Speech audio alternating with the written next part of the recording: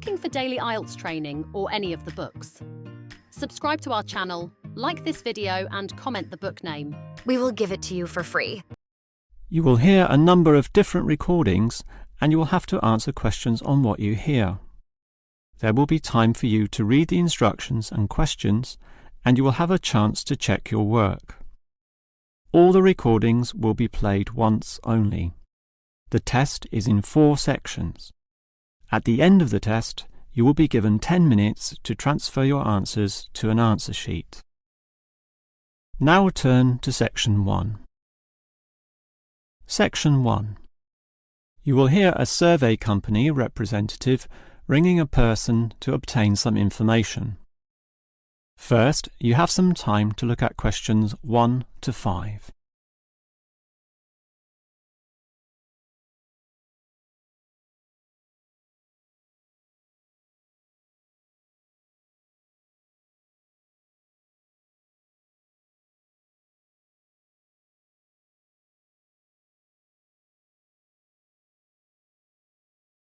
Now we shall begin. You should answer the questions as you listen, because you will not hear the recording a second time. Now listen carefully and answer questions 1 to 5. Hello? Hello? Who is this? Hello, I'm a representative of the Tally-Ho Survey Company, and I'd like to ask you a few questions regarding exercise. Ah, that's an interesting subject. Yes, we think so too. But I'm afraid I'm a bit busy at the moment. Don't worry, this will only take about 4 minutes at the most. It's 10:25 now, so it will all be over by 10:30. Well, all right, if it's that short. It will be. So, one of the first things I need to know is where you are. That is, which suburb or area of the city. The last client was in Blackburn, for example. Blackburn, that's close to me. I'm in Box Hill. Another eastern suburb, then. I have a friend in Box Hill, too. Interesting place. Now, I need your approximate age for this survey. Are you younger than 20, between 20 and 29, 30 and 39, and so on? I'll turn 40 in a few months, so that puts me in the 40 to 49 age group. Well, that's in a few months, so right now you're in the 30 to 39. Oh, right, so put that then. OK. Now, I need to know your occupation. The last caller was a housewife, for example. The one before that, a teacher. I used to be a teacher too, teaching cookery. And now? Now you can just put domestic duties. Actually, I hope to begin a new job soon as a cook, but that won't be for some time yet. I have to wait for my husband's restaurant to open. Cook? That sounds interesting. But it's domestic duties for now. OK, that just leaves some information about your family. This is not obligatory at all, so if you don't want to answer, that's fine. What sort of information exactly? Oh, it's very broad. Married with children, single mother, that sort of thing. The last customer said she was a single mother. I'm married and not a mother. Put married, no children. I'm married with children myself, but I'll put in your details, and that finishes the profile and just leaves the actual survey itself if you're ready to proceed. Before you hear the rest of the conversation, you have some time to look at questions 6 to 10.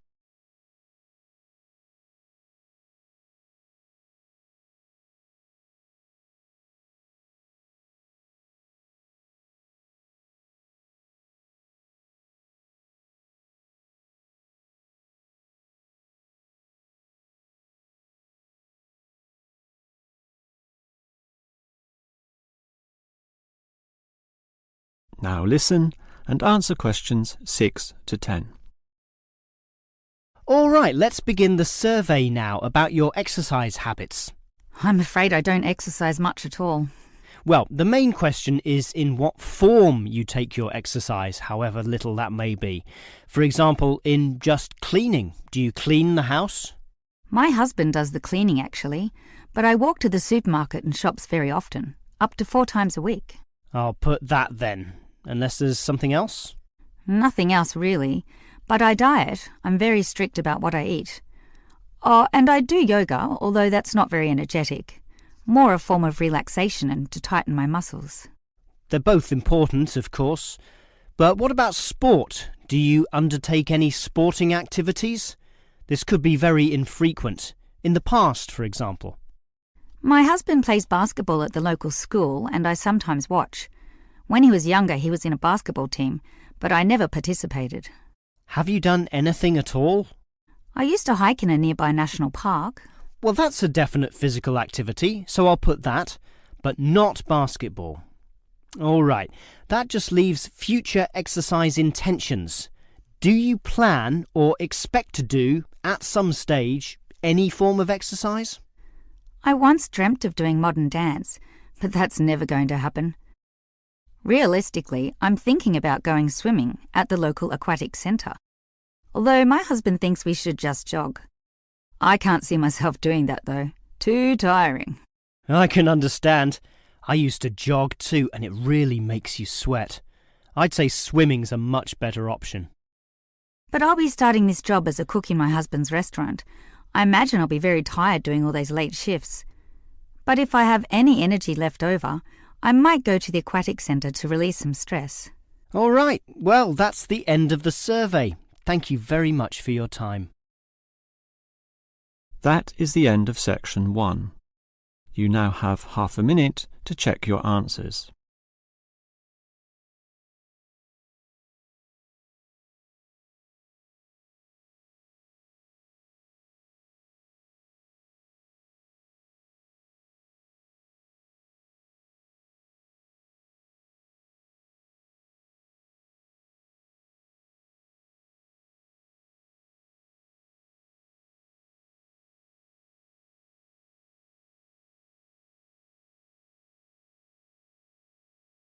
Now turn to section 2. Section 2. You will hear the director of a language centre library explaining about its facilities to some new students. First, you have some time to look at questions 11 to 16.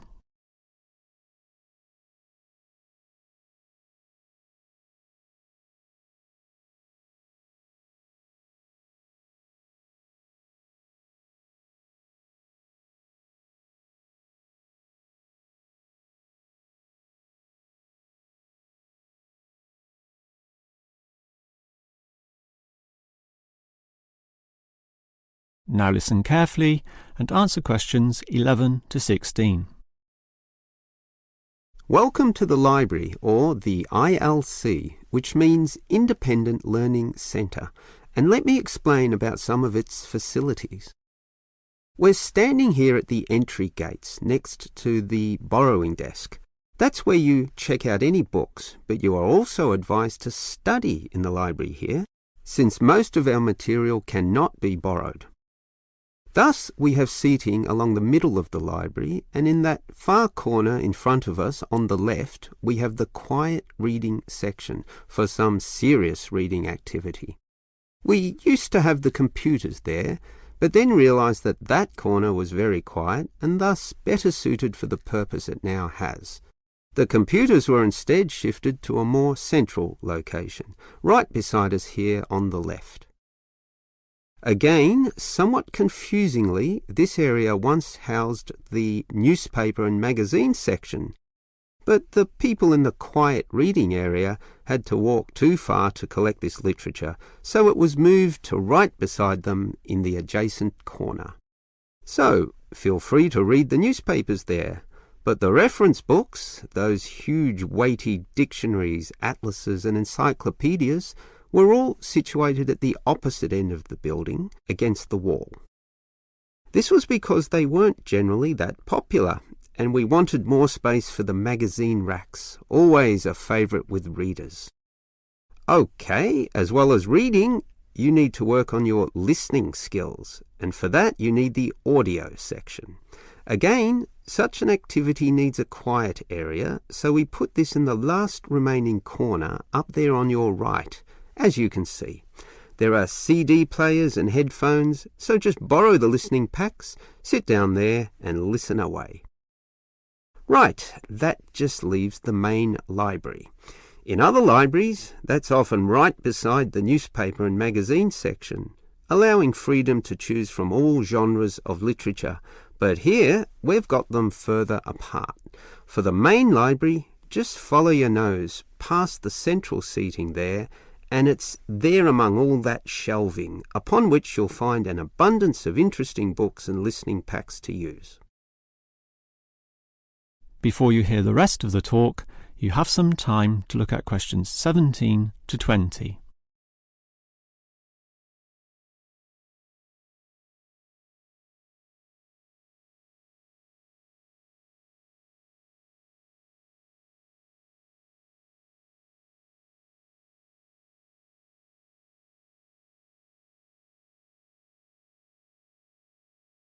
Now listen and answer questions 17 to 20.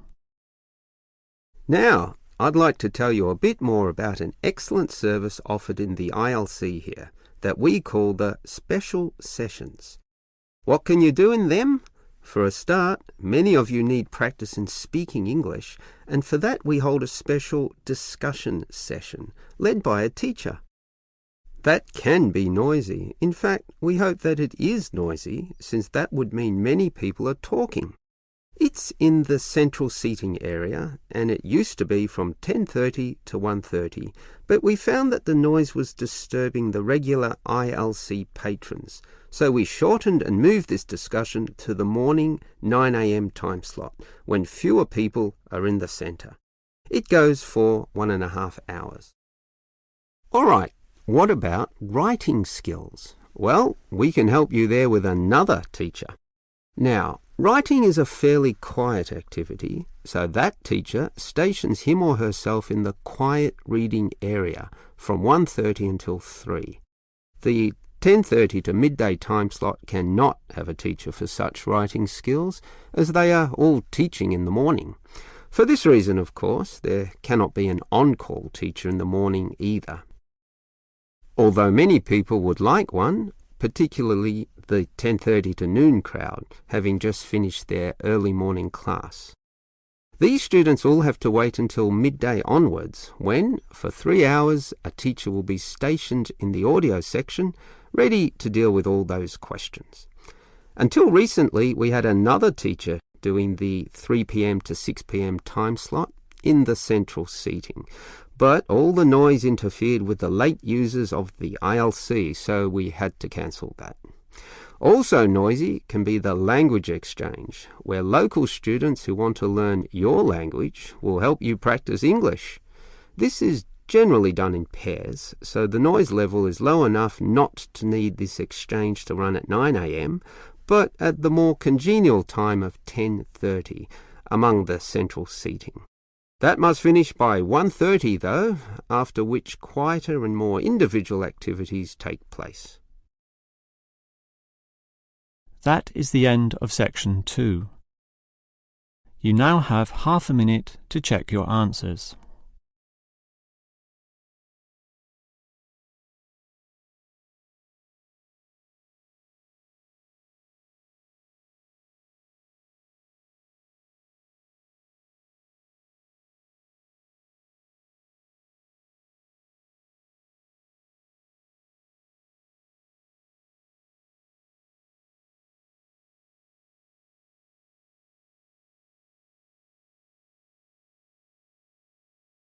Now turn to section 3. Section 3. You will hear two students, Dylan and Emily, discussing the techniques they use when listening to lectures. First, you have some time to look at questions 21 to 24.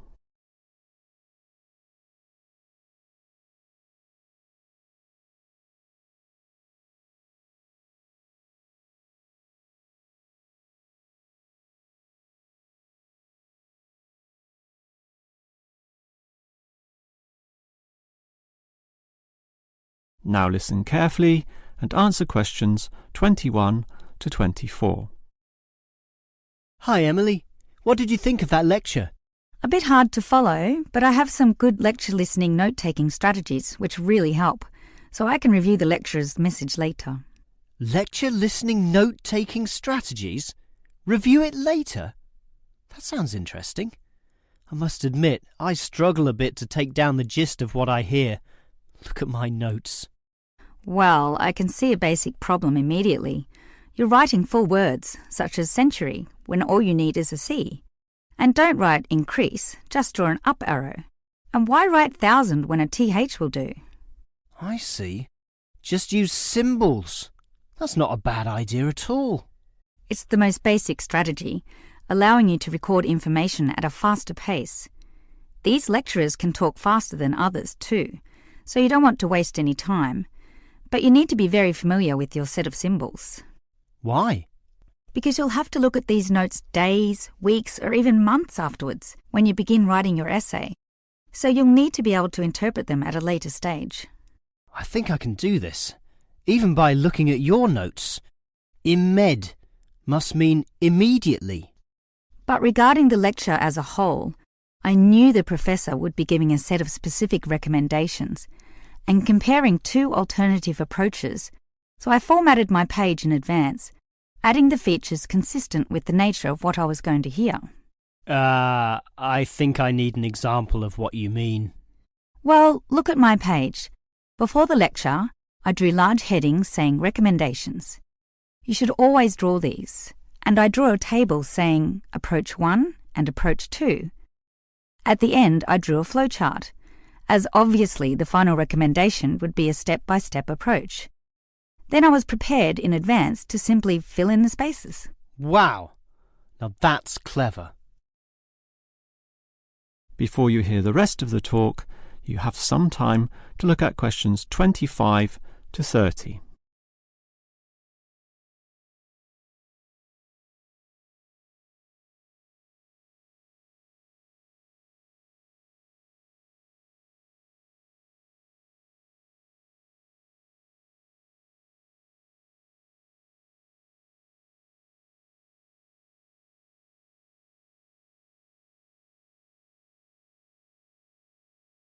Now listen and answer questions 25 to 30.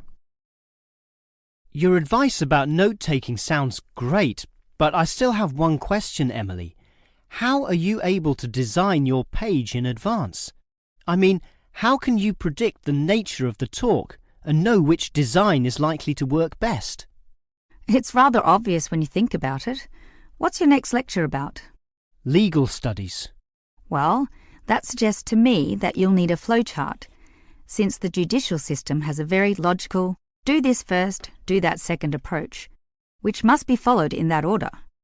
You know, all the processes that happen in the courtroom and the procedures that must take place to ensure complete legality. Sure, that's the way law is, very linear and orderly. But what about culture studies? That's just a mass of comparisons of different cultures. Which tells you that you'll need a table where, in tabular form, you can efficiently write down information. But often the lecture's not that simple. The professor throws in a really complex mix of ideas. Then use a spider graph, like the web a spider makes, where there's a central idea around which you attach all the associated thoughts and ideas and impressions. I see. I think I understand. And that would be very quick too, very efficient. I like that. But what about management theory? How would you approach that? The same as with culture studies. I'd use a network, which is basically the same as a spider graph, linking thoughts, although this time there are directions involved. It is this element that makes it different, the fact that the thoughts go one way and not the other. Okay, has directions. It sounds logical. And what about the other subjects, such as political science? There's no predictable order to that. Well, for that I'd just put my notes in a line, that is, in linear or straight line fashion, and these notes would use symbols, of course, to save time. Okay, that just leaves mass media. For that, I wouldn't have any special design at all. As you say, sometimes it's impossible to predict in what way lecturers will present their information, in which case the best you can do is pre-write headings, but not specific, just general, as in main 1, main 2, sub 1, 2 and 3, and so on. Okay. But always be prepared to adapt to the nature of the talk, using any one of the other methods if it becomes appropriate at the time. That is the end of section 3. You now have half a minute to check your answers.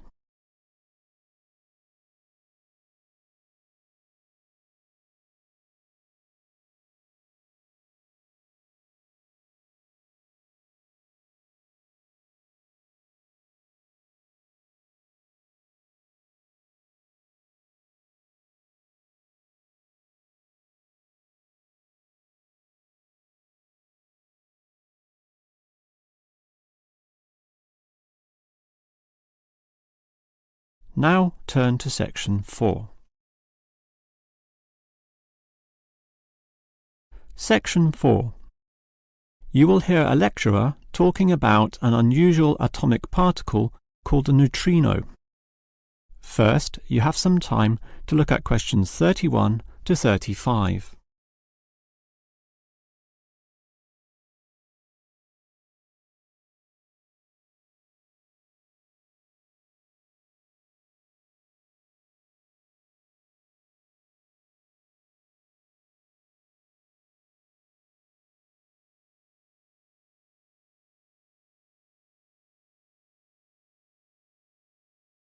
Now listen carefully and answer questions 31 to 35.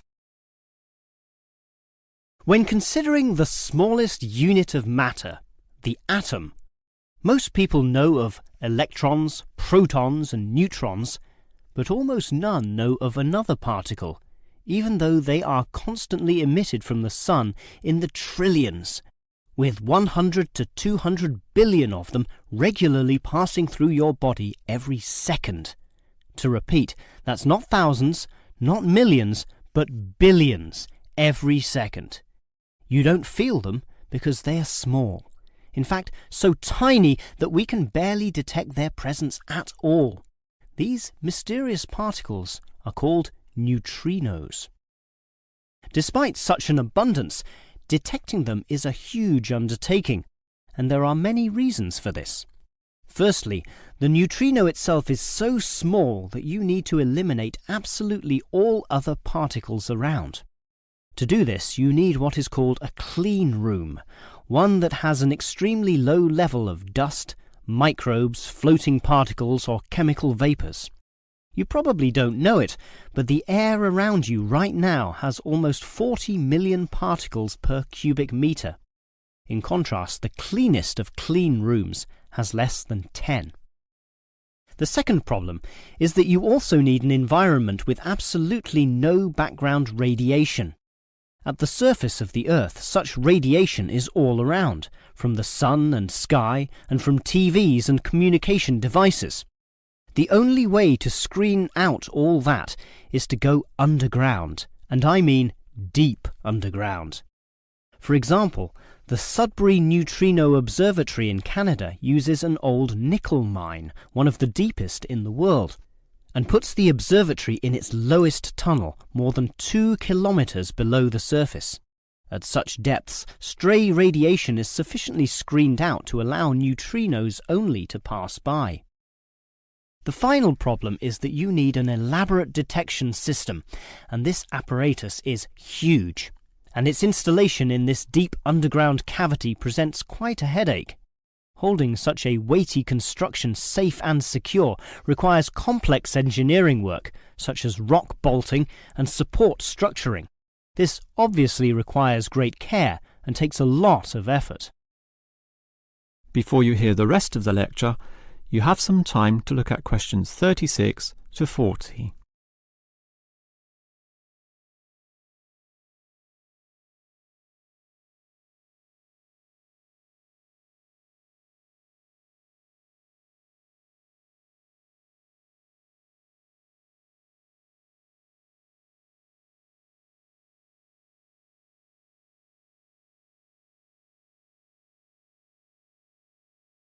Now listen and answer questions 36 to 40.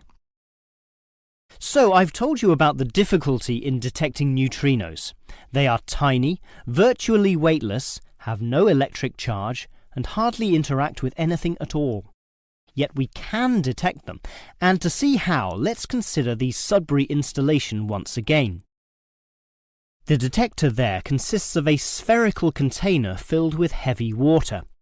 This rests inside another vessel filled with normal water, which helps support the weight of the inner sphere, as well as providing further shielding from any stray radiation.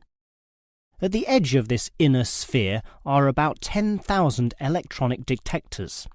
These are extremely sensitive, able to multiply 100 million times any electric current which occurs. So, as the neutrinos pass through this sphere of water, there is a very, very, very small chance that one of them may hit a water molecule. To increase the likelihood of this, two strategies are used. 1. The larger the sphere of water, the better, and the Sudbury tank holds not 10 tons, not 100 tons, but 1,000 tons. 2. The water is special, consisting as it does of heavier molecules. So what happens is this. If the neutrino hits the water molecule, the neutrino is absorbed, but the molecule itself splits apart, producing a tiny electric current. It is this which is detected and analysed, giving key information about the neutrino. The final question is, why do we care about these elusive particles? Well, just think. They can pass right through the core of our Sun at the speed of light without being affected or losing strength. No other form of radiation can do that, meaning that the knowledge we get about neutrinos can help us to control them. With this ability, we can probe the centre of our Earth, the inner layers of our Sun, and the outer limits of our solar system, and that makes it all worth the effort. That is the end of section 4. You now have half a minute to check your answers.